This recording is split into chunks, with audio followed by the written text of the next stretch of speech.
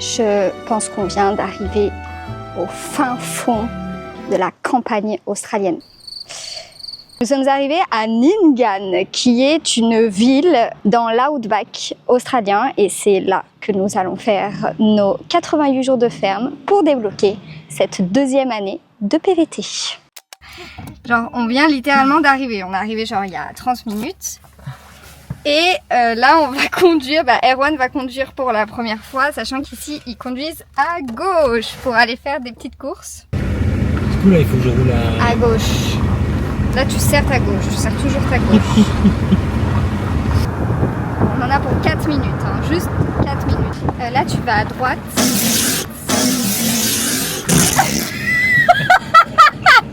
Attends. Oh, elle est cool.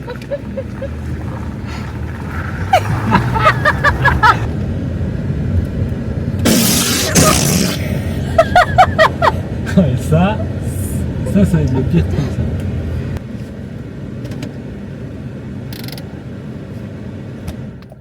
Ok.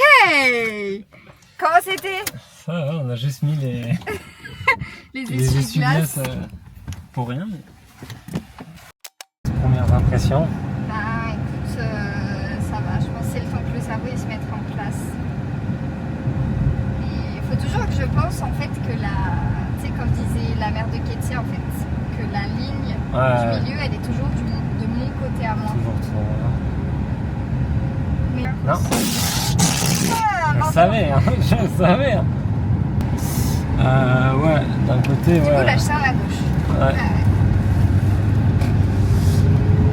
C'est vrai que là, autant à Sydney, on trouvait que tu sais pour tout ce qui était les courses et tout, ça allait, ça ressemblait vachement à soit le Canada, soit l'Europe. Ouais, mais dehors, là, tu sens que t'es ailleurs. Là, on est dépaysé. Hein. Ouais. Écoutez, nous venons d'arriver à l'endroit en fait où on va travailler, donc qui s'appelle le Riverside Tourist Park. C'est pas très grand. Et en fait, arriver là, ça ressemble plus à un camping. Alors, c'est pas tous des mobil-homes, c'est comme des espèces de maisons. T'as plusieurs tailles, t'as des familiales, des un petit peu plus simples, des neuves, des anciennes et tout. Donc voilà, là c'est Rodney et Léonie qui sont venus donc nous chercher au bus, enfin au car, qui est du coup le couple qu'on va remplacer. Donc eux, ça fait 6 mois qu'ils sont là pour pouvoir débloquer leur 3e année de visa. Et du coup, nous, on les remplace. Donc ils sont très gentils. Ils nous ont fait du coup un petit peu la visite du parc en nous expliquant un petit peu chaque maison, elle correspondait à quoi. Donc voilà, autour de nous, là, en plus, on a une petite rivière. Je suis pas sûre que je vais m'aventurer à m'y baigner parce que je pense qu'on voit pas trop ses pieds là-dedans. C'est marrant parce que le bush australien, j'avais vraiment une image en tête de tout ce que j'avais vu sur les réseaux. Ça avait l'air hyper désertique, hyper aride.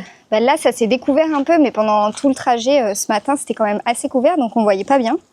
Mais là, effectivement, ouais, on est au milieu de nulle part. C'est très aride. Et du coup, j'ai demandé un petit peu quel type de personnes venaient, parce que c'est vrai qu'au premier abord, sur la carte, on a l'impression que c'est à côté de Sydney, mais c'est vraiment loin. C'est vraiment à 6h30 en voiture de Sydney, beaucoup plus dans les terres. Donc on se dit, est-ce qu'il y a des gens qui viennent en vacances ici? Est-ce qu'il y a des choses à faire ou autre? J'avais vu sur Google que il y avait un golf. Là, je viens d'apprendre que il y a une espèce de piscine municipale. Donc peut-être que c'est plus grand que du peu qu'on a vu.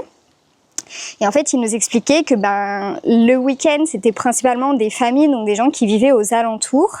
Et la semaine, c'est principalement des travailleurs parce qu'il y a beaucoup de fermes autour de nous. Il nous expliquait il y a des fermes solaires, on a vu des camions avec des fermes de coton, il y a des mines aussi. Mais voilà, je vais aller me balader un petit peu ce soir aux alentours parce que de tout ce que j'avais vu aussi sur les réseaux ou autres, apparemment dans le bush australien, c'est là où il y a les plus beaux couchers de soleil. Donc on va voir ça.